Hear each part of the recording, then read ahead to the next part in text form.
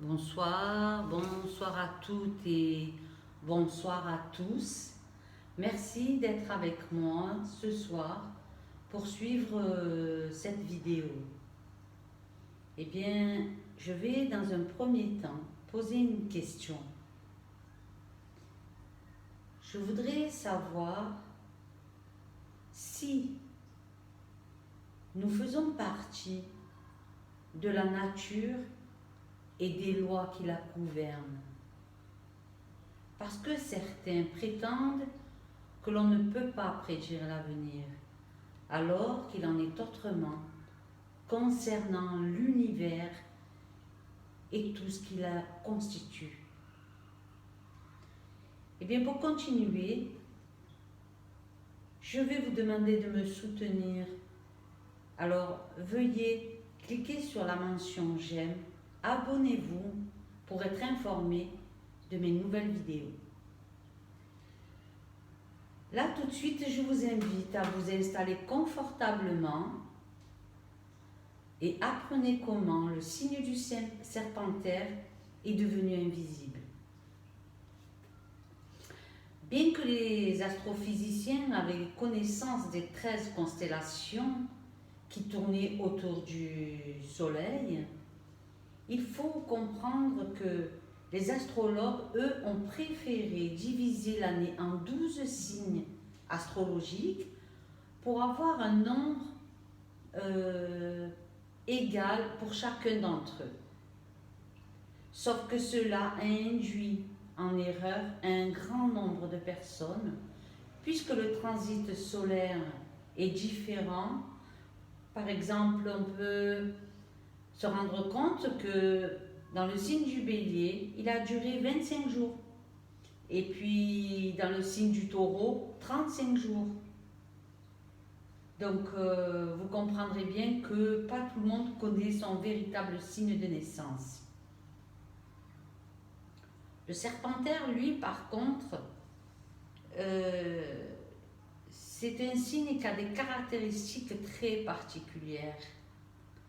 Il est imagé par un serpent qui s'enroule autour d'un bâton, un caducée, quoi.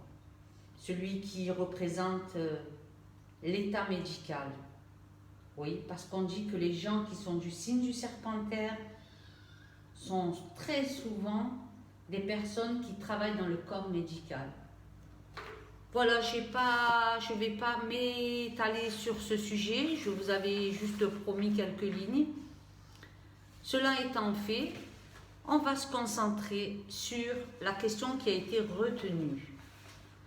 Alors, il me semble que la question, excusez-moi, je suis en train de chercher sur la liste, la question qui a été retenue, c'est la question de Gérard qui demande: est-ce que mon avenir professionnel va évoluer? Eh bien Gérard, merci pour ta question.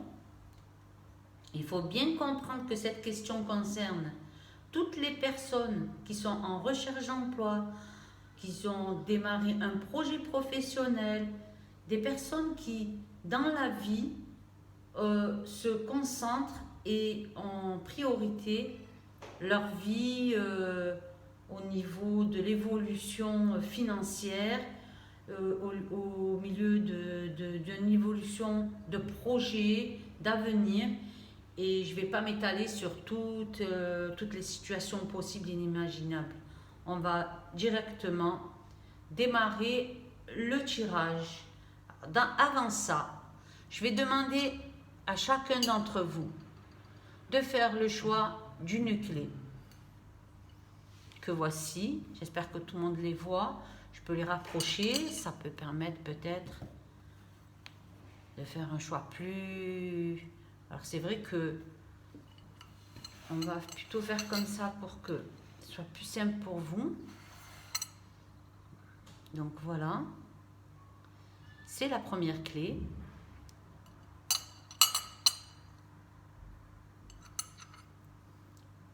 Voilà la deuxième, la clé de la providence, celle qui va vous ouvrir les portes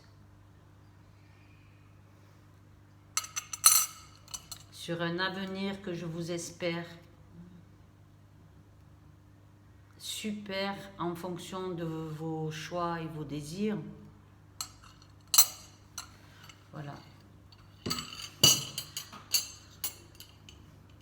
Lorsque votre choix s'est arrêté sur l'une des clés, je vais vous demander de vous concentrer sur la question. Est-ce que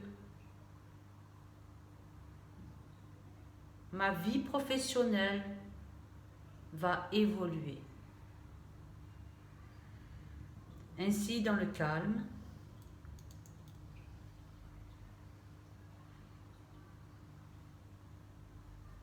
vous vous concentrez sur la clé.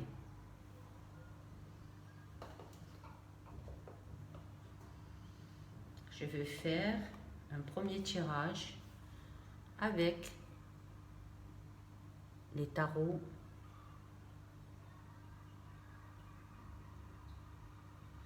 d'Oswald Ward, qui sont très connus par les tarologues, pas trop connus par les personnes lambda.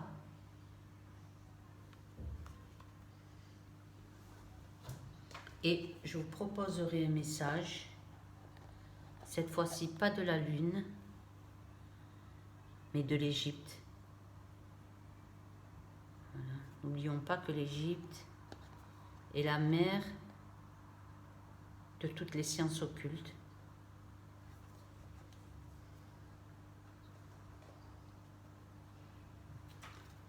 Donc nous allons démarrer pour la première clé.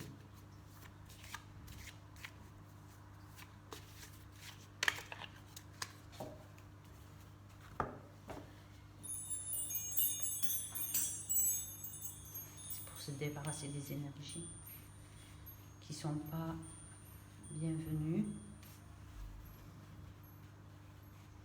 Donc, pour tous ceux qui ont choisi la clé numéro 1,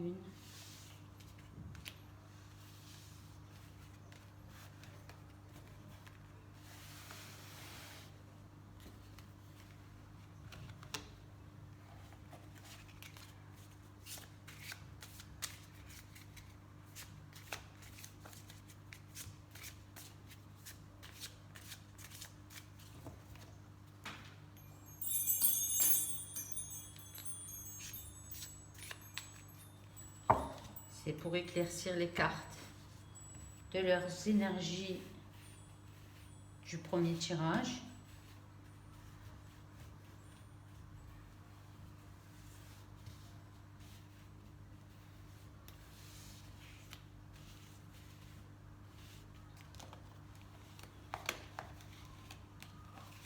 Voilà. Pour la deuxième clé, le tirage est fait. Je vais procéder à la lecture de chaque tirage au fur et à mesure, une fois que toutes seront tirées. Et n'oubliez pas qu'à la fin, vous aurez le message d'Égypte.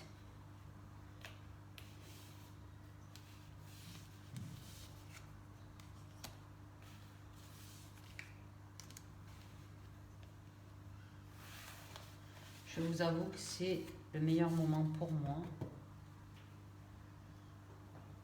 puisque ma préférence, moi, c'est... Voilà les cartes. Elles sont magnifiques, ces cartes d'Égypte. Elles sont très très belles. Puis, dès que j'aurai l'occasion, j'irai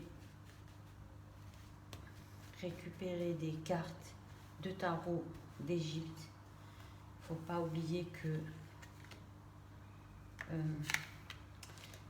faut pas oublier que l'Égypte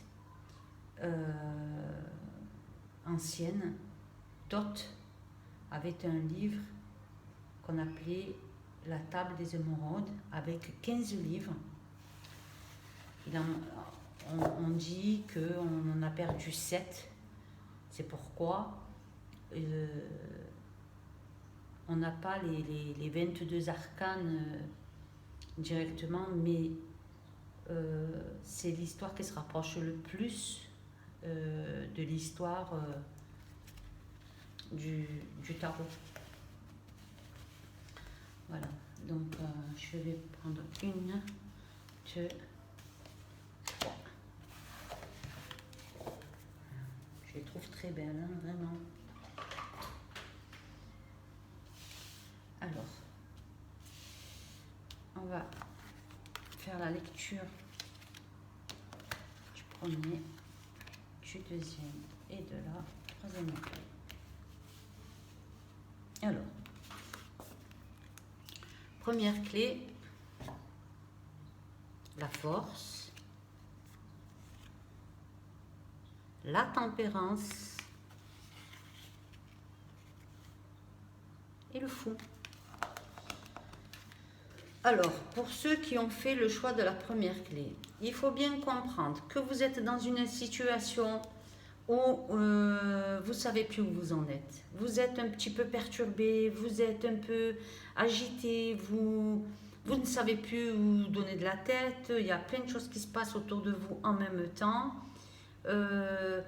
Ou peut-être que vous avez du mal à trouver du travail, ou vous avez du mal à voir votre projet démarrer. Il faut bien comprendre que la tempérance vous invite, pardon, je suis désolée pour le mot, vous invite à vous calmer, à être patient, et que la réussite se fera qu'à une seule condition, la maîtrise de soi. Vous voyez, maîtrisez, faites un peu de méditation, faites du sport, sortez, marchez, faites quelque chose qui peut vous aider à vous recentrer et à vous adoucir. Éloignez-vous de tout ce qui peut être stressant, fatigant. Ça ne veut pas dire qu'on n'aime pas les autres, ça veut dire tout simplement que vous avez besoin de temps pour vous reconstituer. Et une fois que vous serez apaisé, votre projet sera et maîtrisé et réussi. Pour ceux qui ont choisi la clé numéro 2, nous avons le soleil, l'impératrice et le pape. Alors c'est un très joli tirage. On est face à quelqu'un de stable, quelqu'un qui sait où il met les pieds.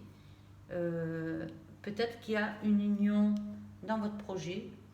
D'ailleurs, cette union, ce qui serait intéressant, ça serait quelqu'un qui soit en capacité de préparer des plans, de préparer quelque chose au niveau théorique, quelque chose de construit, de carré. Il n'y a aucun problème pour la réussite. Elle est là, elle s'annonce. Peut-être qu'il va falloir un tout petit peu de temps, mais elle sera là. Aucun problème pour vous. La clé numéro 2. Voilà maintenant la clé numéro 3. Donc, la papesse, l'entrepreneur, pardon, l'empereur, mais vous savez, je n'ai pas fait le lapsus pour rien, hein. Je vais vous expliquer ça. Et la lune. Donc, la lune, il se passe des choses qui sont encore pour le moment cachées. Il se passe, c'est un peu trouble, c'est pas clair, vous ne savez pas ce qui se passe, il y a quelque chose qui se trame derrière. Et ça vous ralentit dans votre entreprise, parce que je pense que la clé numéro 3, ça sera des personnes qui ont soit un projet concret, qui savent où ils veulent aller, qui savent qui ont choisi, aucune hésitation vers l'orientation de leur choix. C'est ça et pas autre chose. Donc vous êtes un petit peu ralenti parce que vous craignez cet état de flou. Vous avez besoin que ce soit plus clair pour vous et ne vous inquiétez pas. Regardez un petit peu la papesse. Alors, la papesse, c'est l'instinct. Vous allez, moi je pense que la réponse est à l'intérieur de vous et que vous savez peut-être déjà ce que vous devez faire. Alors écoutez votre intuition, pas d'hésitation. On va regarder les messages d'Égypte. Attendez, excusez-moi parce que j'ai comme un petit souci là avec toutes mes cartes là. Oh là là, punaise. Voilà, c'est bon, ça y est. Et alors, qui on a là? On a beaucoup de A. On a Hamout, Amon et Afous. Alors, pour le premier, on avait dit donc le contrôle de ses émotions, hein, se calmer. Alors, ça va très bien pour le message parce que justement, on est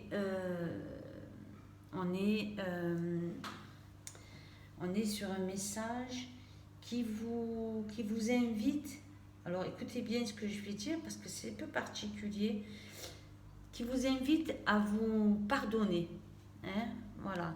Ne vous en voulez pas s'il y a quelque chose qui n'a pas fonctionné, s'il y a eu une erreur, ne vous en voulez pas. Vous pouvez repartir parce que vous allez avoir une deuxième chance. Ok? Donc là, je vous ai dit tout à l'heure, la réussite, elle se confirme. Là, aucune hésitation. La réussite est claire, nette et précise. Elle s'est faite. Ensuite, on a Apophis. Alors, Apophis, c'est quelqu'un qui s'adapte très bien, n'est-ce pas? Il est très adapté. Par contre, son problème... Alors, est-ce que je vous ai parlé de choix? Peut-être, je ne sais plus. La lune, il y a quelque chose qui se cache et c'est pour ça que... Parce que là, Apophis, si vous voulez, c'est celui qui a du mal à faire un choix. C'est celui qui a du mal à prendre une direction.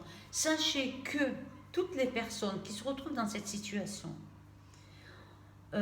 il n'y a qu'une solution, c'est de faire un choix. Sinon, vous allez être tourmenté. Et c'est vraiment pas un état dans lequel il faut rester. Bon, ben écoutez, j'espère que j'ai apporté des réponses à vos inquiétudes, que vous avez eu au moins une des clés qui va ouvrir les portes d'un avenir chanceux. Voilà, en attendant, ben écoutez, j'ai envie de vous dire encore une fois merci et à bientôt pour une autre vidéo et un autre tirage.